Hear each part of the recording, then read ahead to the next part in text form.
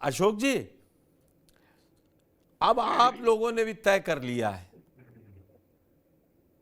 कि हिंदू मुसलमान वाली पिच पे खेलना है।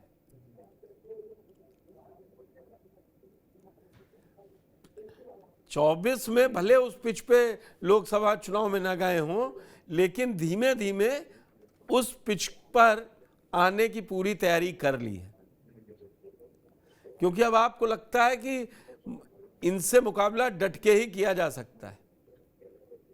इसलिए पीडीए भी नहीं बटेगा, वो कह रहे हैं बटेगा तो कटेगा। क्या है रणनीति 9 सीटों के लिए आपकी? एक रणनीति जो हमारी पहले थी लोकसभा चुनाव में, वही रणनीति आज भी है। और हमारी रणनीति बिल्कुल स्पष्ट है। एक तरफ विकास और दूसरी तरफ पीडीए समाज का जो साथ शोषण हो रहा है, उस शोषण से उसको मुक्ति दिलाना। और तीसरी जो मुद्दा है, तीसरा मुद्दा जो है, योगी सरकार द्वारा जिस तरह से पिछड़ों दलितों के आरक्षण को लूटा जा रहा है, उस आरक्षण के खिलाफ आवाज को मुखरता उसको उठाना।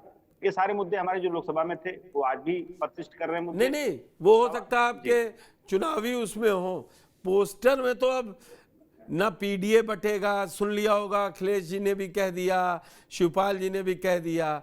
वो बटेंगे कटे वाली लाइन पे आप लोग कैसे जा रहे हैं? मैं अभी देखिए, बीजेपी से पूछूंगा जब वो प्रवक्ता जुड़ेंगे उनके। पुष्कर जी, देखिए 7 सालों में क्या हम कहें, 7.5 सालों में माननीय योगी जी की सरकार की उपलब्धि मात्र एक अभी तक देखने में आई, बटोगे तो कटोगे। इसके अलावा दूसरी उपलब्धि की अगर चर्चा किया जाए तो उन्होंने भाजपा को 73 सीट से 33 सीट पे लाने की उपलब्धि दूसरी उपलब्धि है। तो आप नहीं तो फिर ये भी उपलब्धि है ना, दोनों समाजवादी पार्टी को 4 चुनाव लगातार धराशायी किया, ये भी बताइए ना फिर। जी मैं बता रहा हूं पुष्कर जी। देखिए, जिस तरह से नफरत की ये नारा बुलंद किया जा रहा है, ये नारा माननीय योगी जी का नहीं है। ये नारा राष्ट्रीय Swayamsevak Sangh private limited company Ashok जी, ये सवाल मैं भारतीय जनता पार्टी के प्रवक्ता से करूंगा, आप परेशान मत हो। आप इस नारे की लाइन पर क्यों चल रहे हैं? सीधा सवाल का सीधा जवाब पुष्कर जी अगर ये मैं देना चाहूं तो यही है कि जो बात आज योगी जी बोल रहे हैं, जो बात आज आरएसएस बोल रही है, इस बात को पीडीए समाज आज के पहले ही आत्मसात कर लिया था, लोकसभा चुनाव के पहले। और जिसका परिणाम ये रहा कि पीडीए समाज नहीं बटा, जिससे उसका आरक्षण नहीं कटा। आप लेटरल एंट्री का एग्जांपल देख लीजिए। पीडीए समाज 2017 में बट गया था, पीडीए समाज 2022 में बट गया उत्तर प्रदेश में, जिससे उसके बटने से उसका आरक्षण कटा। 69 शिक्षक भर्ती जैसे कांड हुए। लेकिन आप लोकसभा चुनाव में पीडीए समाज उससे सीख लेते हुए नहीं बटा, और जिसका प्रतिफल ये रहा, जिसका परिणाम ये रहा कि उसका आरक्षण नहीं कटा। तो अब मोदी जी, योगी जी और तमाम जो लोग हैं आज वो बात कर रहे हैं, हम लोग दूरदर्शी लोग हैं। हमारे राष्ट्रीय अध्यक्ष जी ने पहले ही पीडीए समाज को चेता दिया था कि आपको बटना नहीं है, आपको यूनाइट रहना है। अगर आप बटेंगे तो आपका आरक्षण कटेगा, आप बटेंगे तो आप पिटेंगे, आप बटेंगे तो आपके साथ शोषण होगा। और ये सब काम कौन कर रहा है? योगी सरकार कर रही है, भाजपा सरकार कर रही है। तो हम कोई नई बात नहीं कर रहे हैं पुष्कर जी। ये बात हम लोकसभा चुनाव के पहले अपने लोगों को समझाते आए हैं कि आपको बटना नहीं है, आपको धर्म के नाम पे फंसाया जाएगा, आपको राष्ट्रवाद के नाम पे फंसाया जाएगा, लेकिन आपको मूल मुद्दों पे ही टिके रहना है। और अगर इस सब के फालतू के चक्कर में फंसेंगे, बटेंगे, तो आपका नौकरी कटेगी, आपका आरक्षण कटेगा। तो ये हमारा पहले से ही इस पे काम चल रहा था। और चलिए योगी जी आज बोल रहे हैं वो बात। आपका काम चल रहा था। बीजेपी के प्रवक्ता आलोक वर्मा जी जुड़ चुके हैं, उनका भी बहुत बहुत स्वागत है। आलोक जी, ये क्या बिना ध्रुवीकरण के चुनाव उत्तर प्रदेश में पॉसिबल है कि नहीं है? मुझे तो लगता है कि कोई भी चुनाव हो, चुनाव हो, इससे पहले का चुनाव हो या फिर आने वाले से, वो काम पर होना चाहिए। कोई सरकार किस तरीके से काम कर सकती है, करती है, उत्तर प्रदेश की सरकार ने काम किया है कि नहीं किया है, सड़क पानी बिजली की व्यवस्था ठीक हुई है कि नहीं हुई है, निश्चित रूप से हम उन इसी मुद्दों पे को होना लेकर चाहिए के ना। जनता के बस पास बस जाते थे। 2 मिनट के लिए रुकिए, 2 मिनट के लिए रुकिए बस। हरीश द्विवेदी जी की जरा बाइट चलवाई जाए। राष्ट्रीय मंत्री हैं भारतीय जनता पार्टी के और 2 बार के सांसद हैं, असम के प्रभारी हैं, जरा सुनिए उनको। मोटिव केवल इतना है कि एक समुदाय विशेष के कुछ कट्टरपंथियों द्वारा लगातार अपने समाज के लोगों से अपील की जा रही है कि हिंदुओं की दुकानों से सामान न खरीदा जाए। अब इन कट्टरपंथियों को जवाब देने का इससे अच्छा अवसर नहीं हो सकता है। मैंने सनातन धर्म प्रेमियों से, हिंदू धर्म मानने वाले लोगों से निवेदन किया कि इस धनतेरस के अवसर पर, इस शुभ दीपावली के अवसर पर आप खरीदारी सनातन धर्म मानने वाले दुकानदारों से के यहाँ ही कीजिए, क्योंकि कट्टरपंथ लगातार एक विशेष वर्ग के द्वारा बढ़ाया जा रहा है और कहीं कहीं हिंदुओं का बहिष्कार करने की घोषणा भी की जा रही है और लगातार ये प्रयास किया जा रहा है। इसका एक उचित जवाब शिष्ट भाषा में कह सकते हैं यही है कि हिंदू को भी जागरूक होना चाहिए और अपने त्योहारों के अवसर पर खरीदारी जो भी दीपावली मनाने वाले लोग हैं, धनतेरस मनाने वाले लोग हैं, उनके यहाँ करना चाहिए। अगर बाइट में नहीं समझ में आया तो उनका लिखा हुआ भी देख लीजिए, नहीं तो बाइट को तोड़ मरोड़ के और उसमें फ्लैश लगा के चला दिया जाता है। हिंदुओं के पावन पवित्र त्योहार धनतेरस एवं दीपावली के शुभ अवसर पर अपने स्थानीय बाजार बस्ती में सनातन धर्मी भाई श्री राम कोमल सिंह जी की दुकान प्रज्ञा पूजन भंडार एवं श्री काशी प्रसाद गौड़ जी के दुकान से त्योहार की आवश्यक खरीदारी किया। आप सभी सनातन धर्मी भाइयों से आग्रह है कि अपने सनातनी परिवार की दुकान से ही खरीदारी करें और त्योहारों की खुशियां धूमधाम से अपनों के साथ मनाएं।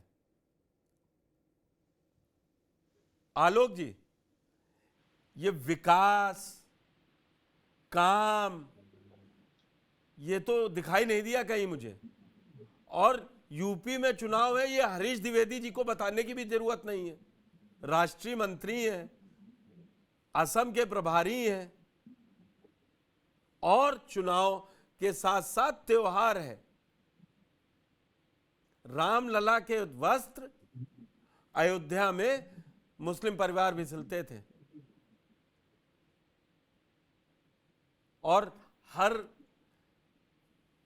रामनवमी पड़े या कोई त्योहार पड़े, ये इतना कटुता क्यों लाई जा रही है कि वही है बटने ना पाए।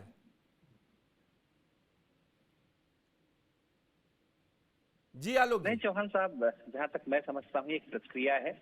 अलग अलग इलाकों में जिस तरीके से एक दूसरे धर्म के की प्रक्रिया दूसरे समाज के लिए आ रही है, जाहिर सी बात है कि क्रिया और प्रक्रिया का अपना एक तो उनको फिर वो रूल चलता है। वो लेकिन वीडियो डाल देना चाहिए था। मेरी पूरी बात अगर आप बीच में टोकेंगे तो मैं अपनी बात नहीं कर पाऊंगा चौहान साहब।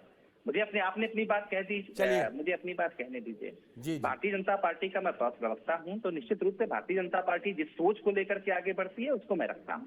भारतीय जनता पार्टी की सोच ये है कि सबका साथ, सबका विकास, सबका विश्वास और सबका प्रयास। सबको आगे बढ़ना चाहिए, अपने अपने हक के हिसाब से सबको काम करना चाहिए। भारतीय जनता पार्टी ने कभी नहीं कहा कि इससे खरीदिए उससे मत खरीदिए, जिसको जहां मर्जी है। देश स्वतंत्र है, देश फ्री है। हिंदू को हिंदू के यहाँ से खरीदना है, मुस्लिम को मुस्लिम के यहाँ से खरीदना है, मुस्लिम को हिंदू के यहाँ से कुछ खरीदना है, उसकी मर्जी है। देश सबके साथ, सबको साथ लेकर के चलेगा, तभी देश आगे बढ़ेगा। ये भारतीय जनता पार्टी का विचार है और यही आधिकारिक विचार है।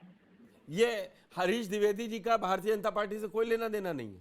मैंने कहा, फिर मैंने आपसे कहा कि भारतीय जनता पार्टी एक बड़ी पार्टी है। निश्चित रूप से एक प्रक्रिया होती है, जब किसी इलाके में कोई नेता इस तरीके की चीजें सुनता है कि मुसलमान कोई आवाहन कर रहा है या कोई धर्म का कह रहा है कि कोई चीज खरीदेगा तो उसी धर्म के यहाँ से खरीदेगा, तो वो भी उस समाज का एक हिस्सा है, तो निश्चित रूप से कुछ उस तरीके की प्रक्रिया आ सकती है। लेकिन भारतीय जनता पार्टी की ये सोच है, सबका साथ, सबका विकास, सबका विश्वास और सबका प्रयास। हिंदुस्तान की तस्वीर बदलेगी जब सब साथ मिलकर के आगे बढ़ेंगे।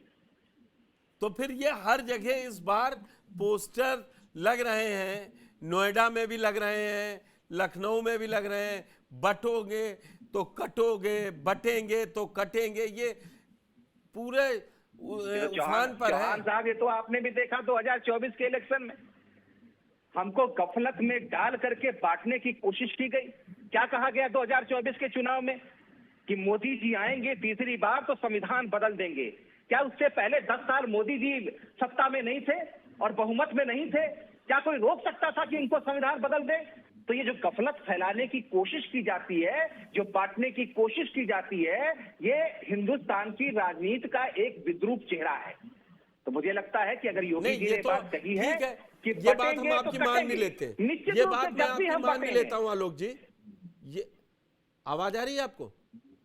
जी जी, ये बात मैं मान भी लेता हूं, गफलत फैली तो उस गफलत के लिए लल्लू सिंह पे या अरुण गोविल पे या अनंत हेगड़े पे या दिया कुमारी पे, इन सब नेता, बड़े बड़े नेता हैं, कोई डिप्टी सीएम है, कोई सांसद है, कोई पूर्व सांसद है, इन पे कोई कार्रवाई हुई क्या? जिन्होंने कहा कि लाइए दीजिए 400, संविधान बदल देंगे। फिर मैं वही कहूंगा, जननेता अपने अपने इलाके के हिसाब से भी अपनी अपनी बात करता है। लल्लू सिंह जब चुनाव लड़ रहे थे तो कुछ बातें उन्होंने अपनी कही होंगी, हो सकता है, लेकिन भारतीय जनता पार्टी का अगर आप आधिकारिक वक्तव्य जानना चाहते हैं तो यही है। तो भारतीय आधिकारिक जनता पार्टी वक्तव्य सबको में साथ लेकर के चलती है, लेकिन ये भी साथ साथ कहती है कि अगर कोई बटेगा तो कटेगा, इसमें भी कहीं कोई शक नहीं। ठीक है,